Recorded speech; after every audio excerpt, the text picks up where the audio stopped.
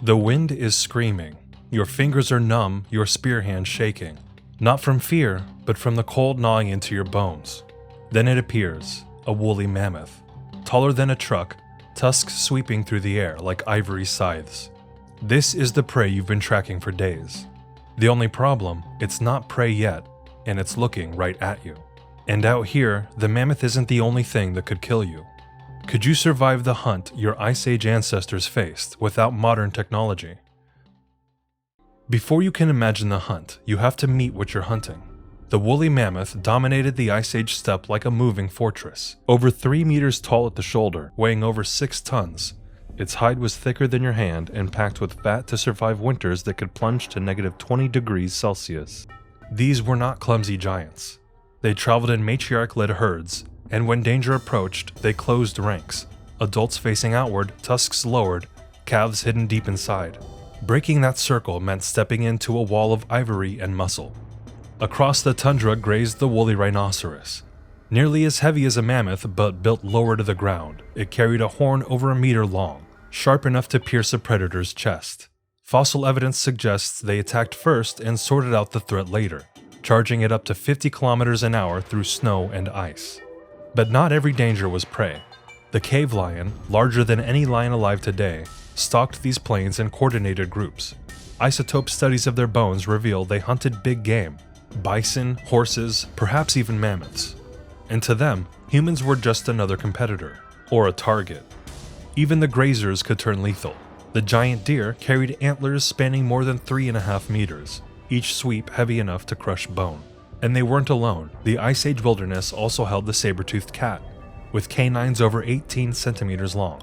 The giant ground sloth, a towering herbivore with claws that could disembowel a predator, and the short-faced bear, an omnivorous powerhouse capable of sprinting at 50 kilometers an hour. These were not passive animals waiting for human spears.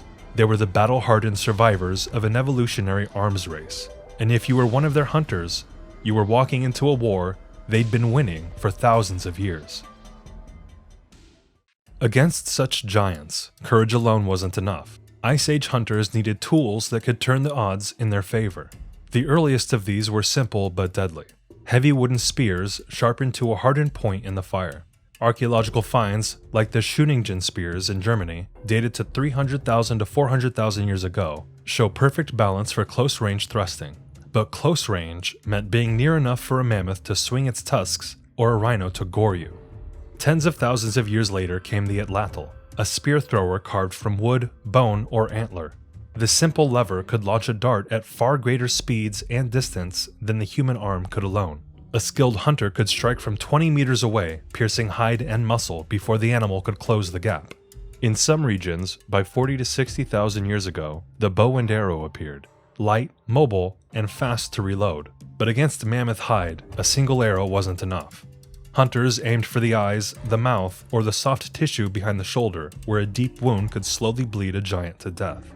Even with these advances, Ice Age weapons were a fraction of the power of modern arms. A hunting rifle today can hit with over 2,000 joules of energy. A well-thrown atlatl dart might deliver just 150. Success relied less on raw force and more on precision, teamwork, and relentless pursuit. These tools gave humans a fighting chance, but only if they were used with perfect timing. Because in the Ice Age, a missed shot didn't just mean failure, it meant the hunt was now coming for you. With the prey chosen and the weapons ready, the hunt began long before the first spear was thrown. It started with tracking, reading hoof prints pressed into frozen ground, feeling the depth of each print to judge the animal's weight and speed. Hunters studied the wind, knowing that even a faint human scent could send a herd bolting miles away. The goal was not to chase, but to control the battlefield. Some groups herded animals toward deep snowdrifts or into the icy shallows of a river, where movement slowed. Others drove them into natural traps, steep gullies, cliffs, or even boggy ground that would hold a massive animal just long enough for spears to strike. At the Colby Mountain site in Wyoming, evidence suggests hunters waited for a trapped mammoth to collapse under its own weight before moving in. In an open field ambush, every hunter had a role. Drivers approached from upwind to spook the prey in the right direction. Throwers waited at the flanks, ready to loose darts or arrows at close range. Finishers, often the most experienced, rushed in for the killing thrust, aiming for the heart or the arteries of the neck. But the danger didn't end when the weapon struck home. Even a mortally wounded mammoth could cover 20 meters in just a few seconds, trampling or goring anyone in its path. Cave lions and Ice Age hyenas, drawn by the commotion, could arrive before the kill was secured, turning a hunt into a fight for survival. On a good day, the prey went down quickly, and the hunters returned with enough meat, hide, and bone to sustain the band for weeks. On a bad day, the tundra took back what it had given, leaving only blood in the snow and silence in the air. The Ice Age hunt was never just about the moment of the kill. The dangers began long before, and often lasted long after. A single injury could mean the end. A hunter gored by a rhinoceros horn or crushed under a mammoth's foot might survive the moment, only to die weeks later from infection. Without antibiotics, even a deep cut from an antler tine could turn lethal. The weather was an enemy of its own. In winter, the air could freeze exposed skin in minutes. A fall into icy water meant hypothermia before you could reach camp. Snowstorms could erase landmarks, leaving hunters lost in a white void far from shelter. And then there were the competitors. Predators like cave hyenas or direwolves that could appear within minutes of a kill.